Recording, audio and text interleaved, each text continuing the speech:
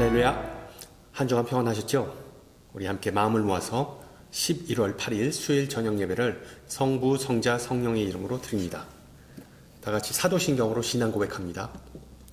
나는 전능하신 아버지 하나님, 천재 창조주를 믿습니다. 나는 그의 유일하신 아들, 우리 주 예수 그리스도를 믿습니다. 그는 성령으로 잉태되어 동정녀 마리아에게서 나시고 본디오 빌라도에게 고난을 받아 십자가에 못 박혀 죽으시고 장사된 지 사흘 만에 죽은 자 가운데서 다시 살아나셨으며 하늘에 오르시어 전능하신 아버지 하나님 우편에 앉아 계시다가 거기로부터 살아있는 자와 죽은 자를 심판하러 오십니다. 나는 성령을 믿으며 거룩한 공교회와 성도의 교제와 죄를 용서받는 것과 몸의 부활과 영생을 믿습니다. 아멘. 우리 함께 찬송가 315장 하시겠습니다. 315장 내 주 되신 주를 참 사랑하고, 예전 찬송가는 512장이고요. 512장 315장 함께 찬양합니다.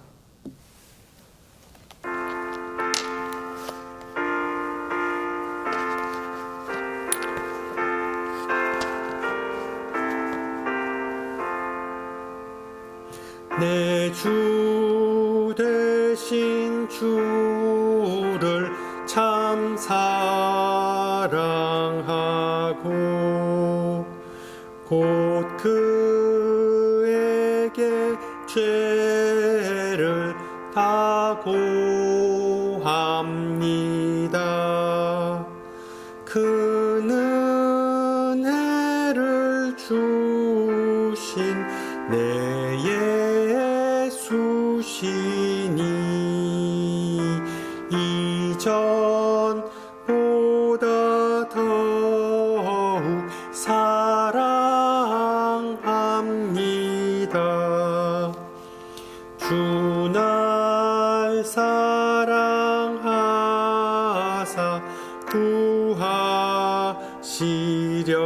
구하시려고 저 십자가 고난 당하셨도다. 그 가시관 쓰신 내 주 회오니 이전보다 더욱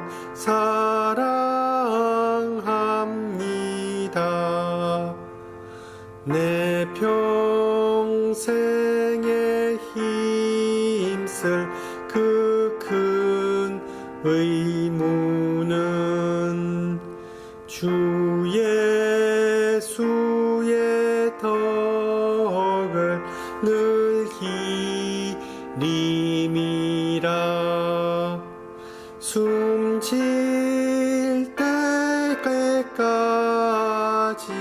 내 할 말씀은 이전보다 더욱 사랑합니다.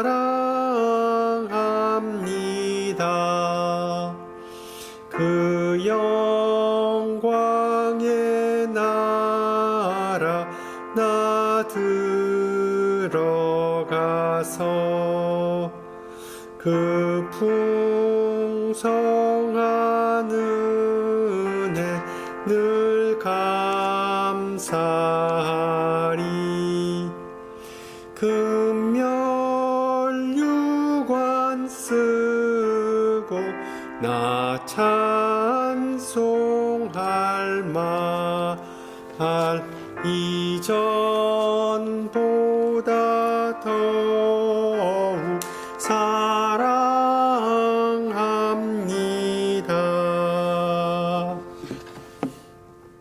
아멘. 네, 하나님께서 오늘 우리에게 주신 말씀 누가복음 14장 25절에서 33절입니다. 누가복음 14장 25절에서 33절, 제가 가진 성경으로 신약 120페이지입니다. 120페이지. 누가복음 14장 25절에서 33절 말씀을 받들어 봉독합니다. 수많은 무리가 함께 갈새 예수께서 돌이키사 이르시되 무릇 내게 오는 자가 자기 부모와 처자와 형제와 자매와 더욱이 자기 목숨까지 미워하지 아니하면 능히 내 제자가 되지 못하고 누구든지 자기 십자가를 지고 나를 따르지 않는 자도 능히 내 제자가 되지 못하리라. 너희 중에 누가 망대를 세우고자 할진대 자기의 가진 것이 준공하기까지에 족할는지 먼저 앉아 그 비용을 계산하지 아니하겠느냐. 그렇게 아니하여 그 기초만 쌓고 능히 이루지 못하면 보는 자가 다 비웃어 이르되 이 사람이 공사를 시작하고 능히 이루지 못하였다 하리라. 또 어떤 임금이 다른 임금과 싸우러 갈 때 먼저 앉아 1만 명으로서 저 2만 명을 거느리고 오는 자를 대적할 수 있을까 헤아리지 아니하겠느냐. 만일 못할 터이면 그가 아직 멀리 있을 때에 사신을 보내어 화친을 청할지니라. 이와 같이 너희 중에 누구든지 자기의 모든 소유를 버리지 아니하면 능히 내 제자가 되지 못하리라. 아멘. 지난주에 있었던 임직식을 보면서 문득 복음서에 나온 변화산 사건이 떠올랐습니다.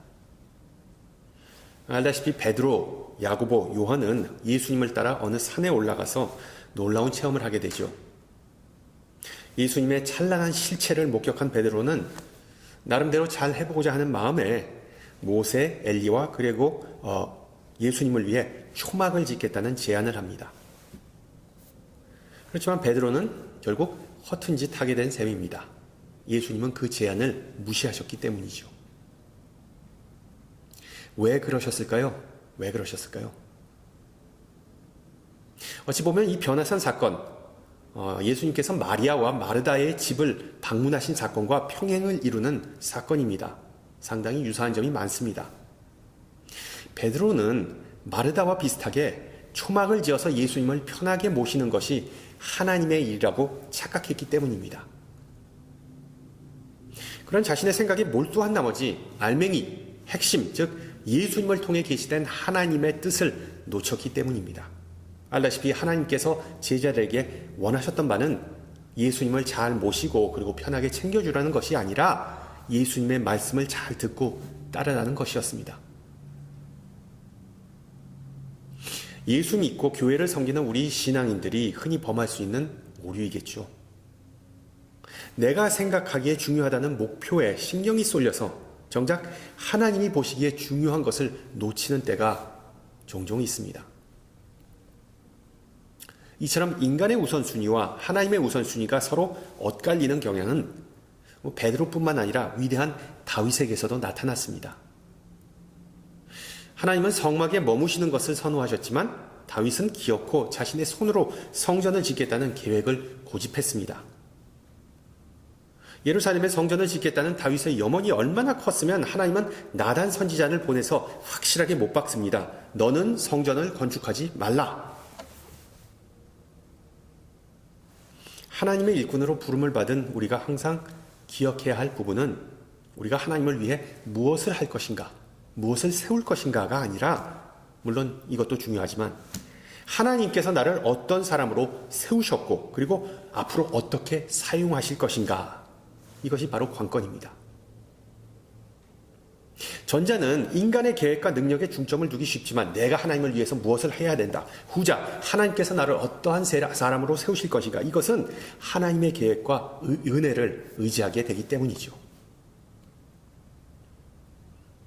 인간은 자기 스스로 인생을 계획하고 인생을 건축한다고 생각하지만 성경은 인간의 생사화복을 주관하시는 분은 오직 하나님이시라고 전도서를 통해 전해줍니다.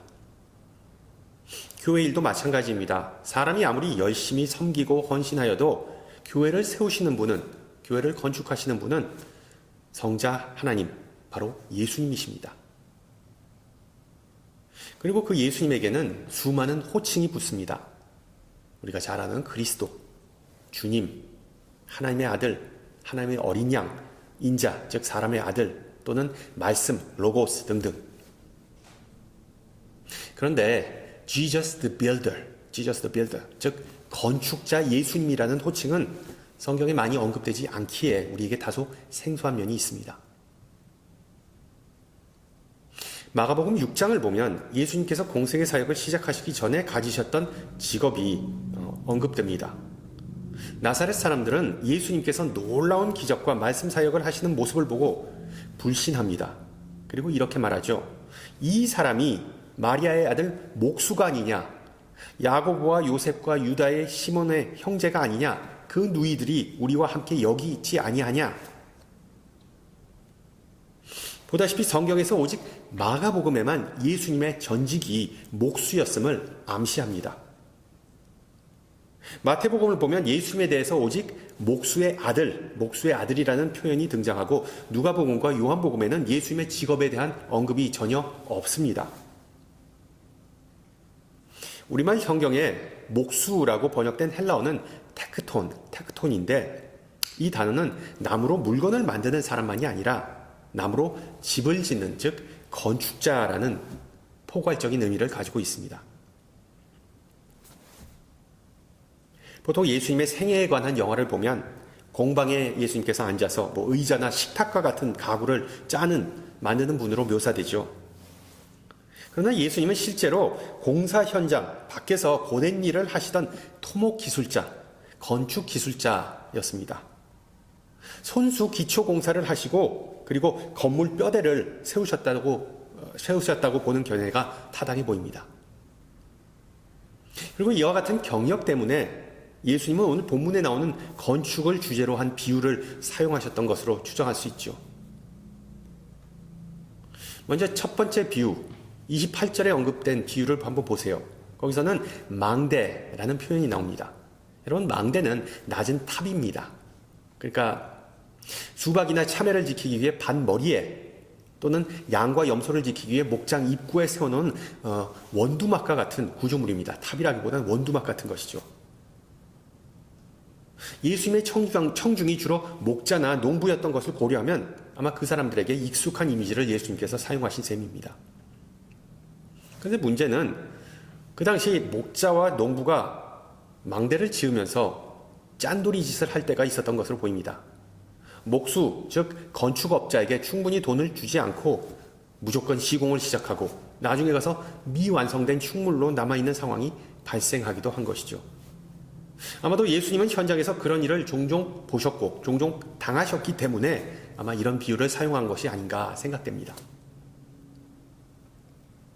그리고 31절에 나오는 둘째 비유를 한번 보세요. 한 나라의 왕이 다른 나라의 왕과 전쟁을 벌이고자 계획합니다. 당시 유대인들은 수많은 전쟁의 아픔을 겪었던 민족이었기에 예수님의 비유가 더 가슴 깊게 와닿았겠죠. 상식적으로 상대방이 우리보다 훨씬 더 강하면 일단 화평 조약을 맺고 굴욕적이라도 조공을 바치는 것이 상책이지 않겠느냐라고 예수님은 말씀하십니다. 이 두 개의 비유를 통해서 예수님께서 전달하시는 메시지는 명료하죠. 감당하지 못할 바엔 시작조차 하지 마라. 감당하지 못할 바엔 시작조차 하지 마라. 쉽게 말하면 제자도, 즉 제자의 길, 제자의 삶은 망대를 짓는 것처럼, 망대를 빌드하는 것처럼 충분한 계산과 분별을 필요로 하는 것이다. 더불어 제자도는 전쟁을 치르는 것처럼 자신의 목숨을 걸어야 하는 문제라는 것을 예수님께서는 강조하십니다. 주님 뜻대로 살기로 했네, 뒤돌아보지 않겠네 라는 옛날 복음성가에 여러분 아실 거예요.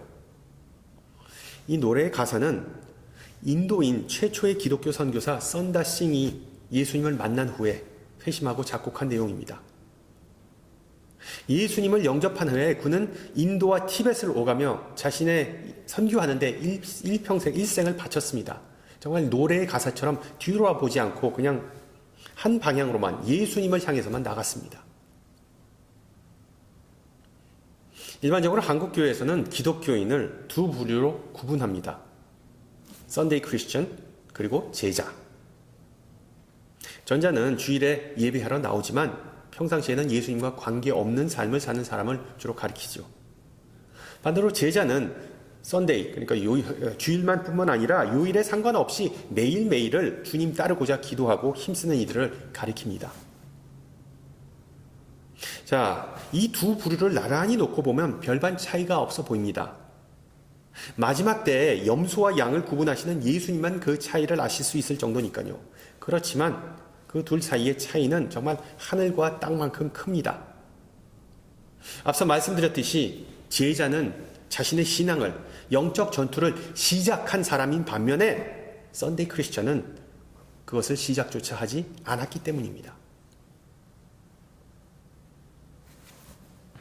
누가는 오늘 본문에서 많은 사람이 예수님을 따랐다고 기록합니다. 안타깝게도 그들 중에는 썬데이 크리스천과 같이 시작조차 하지 않은 사람이 태반이라고 성경은 암시합니다. 오늘 본문에서 능히 내 제자가 되지 못하리라 라는 표현을 예수님께서 3번씩이나 사용하신 것은 우연이 아니죠. 소명을 받고 신학도가 되고자 하는 이가 반드시 읽어야 할 자네 정말 그 길을 가려나 라는 도서가 있습니다. 신학도뿐만 아니라 제자로서 살기를 결단한 모든 이에게 참 유익한 도서입니다. 소명의 확신과 더불어 하나님의 길을 가기 위해서 갖춰야 할 육체적, 지성적, 인격적, 정서적, 영적 준비의 중요성을 설명하는 책입니다. 오늘 본문에서 예수님은 그 책과 같은 질문을 던지십니다. 자네 정말 그 길을 가려나? 그리고 제자의 길을 걷고자 하는 이들이 반드시 고려하고 그리고 준비해야 할 일종의 기초공사 세 가지를 알려주고 계십니다. 그 내용을 좀 나누고자 합니다. 우선 예수님은 26절에서 다음과 같이 선언하십니다. 물은 내게 오는 자가 부모와 처자와 형제와 자매와 더욱이 자기 목숨까지 미워하지 아니하면 능히 내 제자가 되지 못한다. 예수님의 이런 말씀을 들은 청중이 어떤 반응을 보였을까? 여러분 한번 상상해 보세요. 부모, 자녀, 아내, 형제를 미워하라? 물론 자식이 원수라는 말이 있지만 그렇다고 어떻게 식구를 미워할 수 있을까라는 의문을 가졌겠죠. 물론 예수님께서 언급하신 미움은 상대방에게 분노하거나 그러면 적대감을 드러내는 그런 것이 아닙니다. 그 정확한 의미, 그 미움의 정확한 의미는 호감과 그리고 비호감의 차이라고 이해하시면 됩니다. 호감과 비호감의 차이. 무슨 얘기인가 하면 여러분 스포츠 예를 한번 들어보죠. MLB, 메이저리그 베이스볼, 미국 프로야구에는 유명한 더비, 그러니까 라이벌 팀 간의 시합이 있습니다. 라이벌 팀 간의 시합. 우리가 사는 서부에는 여러분 알다시피 LA 다저스와 그리고 샌프란시스코 자이언츠, 그리고 미드웨스트 중서부에는 시카고 컵스 그리고 세인트루이스 카디널스, 그리고 저쪽 동부에는 아마 가장 치열한, 미국에서 정말 치열한 맞수인 뉴욕 양키스와 버스턴 레드삭스가 있습니다. 이 기독교의 제자도를 이 스포츠의 팬심과 비교한다면 뉴욕 팬은 제가 특별히 뉴욕 팬이라서 그런 건 아니지만 뉴욕 팬은 비가 오나 눈이 오나 팀이 연패를 거듭해도 양키스 선수들만 응원합니다. 그 충성심과 열정은 일평생 변함이 없습니다. 그런데 이 뉴욕 팬은 라이벌 팀에 대해서 보스턴 녀석들은 정말 미워라고 생각하고 욕도 좀 하고 그리고 매번 선수들 플레이를 볼 때마다 야유를 보냅니다.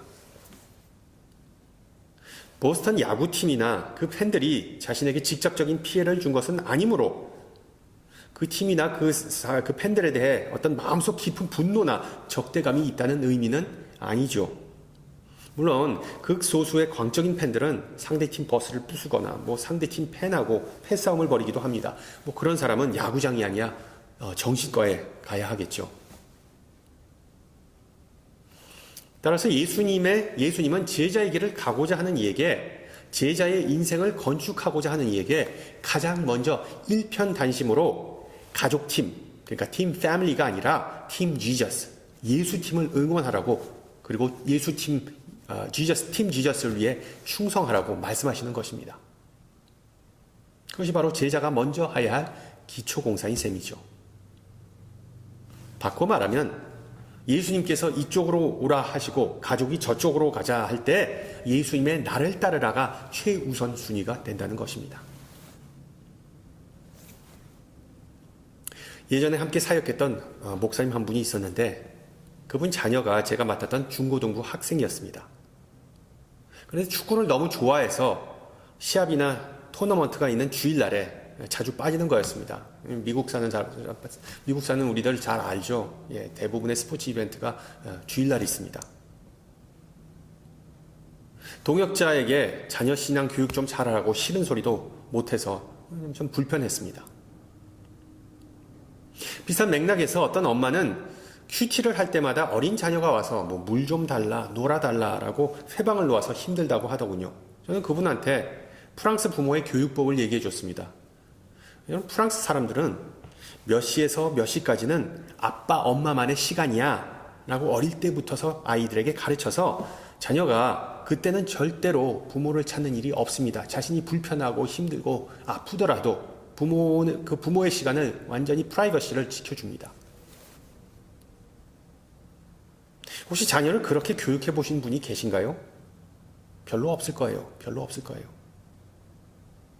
많은 한국 부모들은 자녀가 행복하면 부모도 행복하다라는 그런 마인드를 갖고 있기 때문입니다. 근데 여러분, 그것은 어떤 한국 부모만의 특징이 아니라 예수님의 시대의 유대인들도 마찬가지였습니다. 예수님의 말씀을 듣고 자신은 절대로 그렇게 못하겠다라고 생각한 이들이 대다수였습니다. 왜냐하면 유대인들에게도 가정은 정말 최고의 우선순위이자 가정은 신성한 가치를 가진 것이었습니다. 그런데 우리가 놓치는 부분이 있습니다. 예수님을 최우선 순위로 삼고 예수님에게 헌신할 때 그것은 나 자신뿐만 아니라 온 가정에게 유익이 됩니다. 예를 들어 예수님에게 헌신하는 남편은 바람 피울 생각하지 않겠죠. 예수님에게 헌신하는 엄마는 자녀가 나쁜 길로 빠지게 내버려 두지 않습니다. 예수님에게 헌신하는 10대는 자신의 가치를 인정받기 위해 나쁜 친구들과 어울리지 않습니다. 주말에 쇼핑몰이 아니라 교회에 온 아이는 무분별한 사치와 소비의 유혹에 빠지지 않게 됩니다. 안타깝게도 이러한 원리, 이러한 우선순위가 확립되지 않고 지켜지지 않아서 부모뿐만 아니라 자녀들마저 제자된 삶을 시작조차 하지 못하는 경우가 허다하다는 것이죠. 분명한 점은 예수가 신앙 속에 제대로 박히면, 예수가 신앙의 토대가 되면 우리의 삶 전체는 결코 흔들리는 일이 없습니다. 둘째, 제자로서의 인생을 건축하고자 하는 우리에게 예수님은 희생 없는 제자도는 없다는 점을 상기시켜 주십니다. 희생 없는 제자도는 없다. 예수님께서 선포한 복음은 단지 위로와 평안을 가져다주는 내용만은 아니었습니다. 때로는 복음은 어렵고 부담스럽고 고통스럽기까지 했습니다. 여러분 27절을 보세요. 누구든지 자기 십자가를 지고 나를 따르지 않는 자도 능히 내 제자가 되지 못하리라. 십자가 없는 면류관 없듯이 제자의 트레이드마크는 바로 십자가입니다. 여러분 알다시피 1세기 유대인들에게 십자가는 가장 잔인한 처형 도구였습니다. 그러나 하나님은 그 십자가를 평화의 도구로 삼으셨죠. 인간의 뜻과 하나님의 뜻, 인간의 계획과 하나님의 계획이 서로 일치하면 좋겠지만 아쉽지만 일치하지 않는 때가 더 많습니다. 인간의 꿈과 계획이 실현되지 않는 이유 중에 하나는 그 꿈을 이루기 위해 시간과 정성과 노력을 투자하지 못한다는, 즉 십자가를 지지 않아서입니다. 복만 누리고 화는 피하고자 하는 것은 인지상정입니다. 이에 대해 바울은 갈라디아 교인들에게 이렇게 경고하죠. 스스로 속이지 말라. 하나님은 업신여김을 받지 아니하시나니 사람이 무엇으로 심든지 그대로 거두리라. 많은 신앙인이 오해하는 부분이 있습니다. 우리가 살면서 부닥치는 어려움은 절대로 십자가가 아닙니다. 예를 들어 가장이라는 무게, 아니면 부모의 의무, 즉 예를 들어 자식이 속을 썩이는 것, 또는 자녀의 의무, 즉 노부모를 부양하는 것, 아니면 지병이나 급성질환 같은 것을 우리는 십자가와 동일시하는 경우가 많습니다. 근데 인생의 그런 고난은, 그런 무게는, 삶의 무게는 우리 모두에게 주어진 책임이자 우리가 마땅히 감당해야 할 것입니다. 신앙인이든 비신앙인이든 그런 멍에를 우리 다 한두 개, 많게는 더 많이 짊어지고 삽니다. 그런 멍에를 안고 사는 것이 바로 인간 인생입니다. 그런 삶의 무게는 결코 십자가가 아닙니다. 십자가는 우리에게 주어진 것이 아니라 우리가 의도적으로 선택하는, 짊어지는 고난을 의미합니다. 즉 타인의 멍에를 함께 짊어지는 것, 함께 나누는 것이 참된 희생이자 십자가입니다. 한 기독교 웹사이트에 현대 그리스도인들이 꺼리는 3D 사역, Dangerous, Difficult, Dirty, 3D 사역에 대해 읽은 바 있습니다. 가장 기피하는 첫 번째 사역은 뭡니까? 바로 예배위원입니다. 그러니까 방문객을 환영하거나 방송실에서 봉사하거나 찬양팀이나 성가대에서 섬기는 것을 교인들은 점점 싫어한답니다. 귀찮기도 하지만 어떤 이는 자신의 예배에만 집중하지 못해서 그런 사역을 하기 싫답니다. 성도들은 섬김이 중요한 것은 알지만 내가 예배 드리는 것이 먼저라고 생각한다는 것이죠. 성도들이 피하는 사역 두 번째 순위는 바로 교회 학교 교사입니다. 특히 팬데믹 이후로 아이들이 좀 말을 안 듣고 집중력도 떨어져서 교사가 여간 힘든 것이 아니라는 것이죠. 또한 부모들은 자녀 신앙 교육에 별 관심도 없고 그리고 협조도 안 한다는 것도 그 원인입니다. 셋째는 스몰 그룹 리더, 그러니까 우리나라 말로는 구역장입니다. 가장 큰 이유는 구역원들이 구역장에 대해 뒷담화를 하는 게 그 이유랍니다. 보다시피 미국 교회나 한국 교회 모두 십자가가 버겁게 느껴지는 것이죠.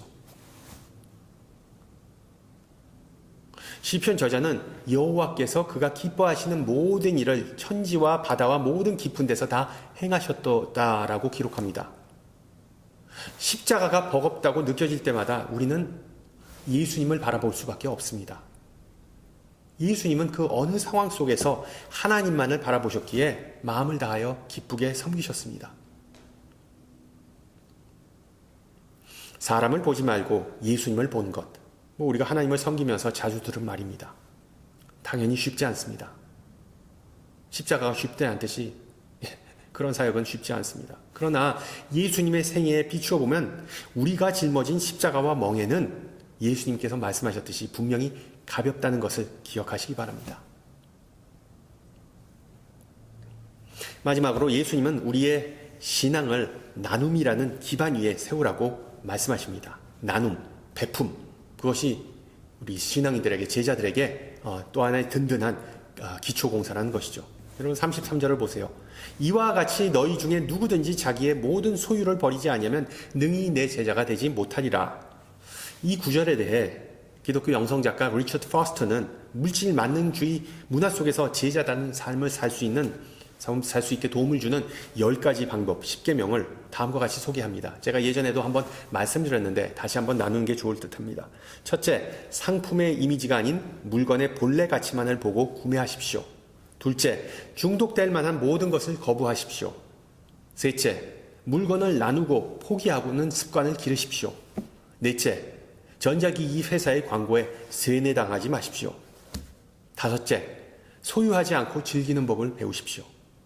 여섯째, 피조물에 대해 감사함을 기르십시오. 일곱째, 선구매 후 지급에 관한 사회의 경제적 시스템을 회의적인 시각으로 바라보십시오. 이것은 마치 무슨 크레딧 카드 같은 거 다 없애버리라는 것이겠죠. 여덟째, 예수님의 말씀에 순종하십시오. 아홉째, 다른 사람들을 억압하는 모든 상품을 거부하십시오. 페어 트레이드 같은 제품을 사라는 거겠죠.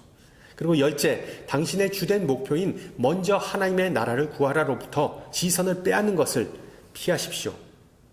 바꾸어 말하면 주님의 뜻을 이루기 위해 항상 노력하십시오. 비슷한 맥락에서 종교개혁자 마틴 루터가 말했듯이 진정한 신자가 되기 위해 3가지 회심이 필요한데 그것은 머리와 가슴과 그리고 돈 지갑의 회심입니다. 실제로 현대 신앙인에게 지갑의 회개가 가장 힘든 것 같습니다.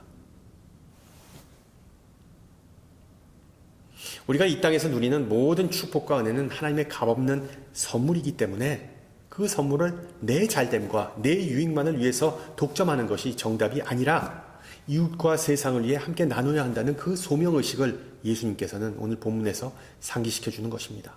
즉 내가 받은 은혜를 하나님께 다시 돌리고 그리고 이웃에게 돌리고 하나님의 뜻에 따라 하나님 앞에서 가난한 자가 되어야 하는 것이 제자도의 핵심입니다.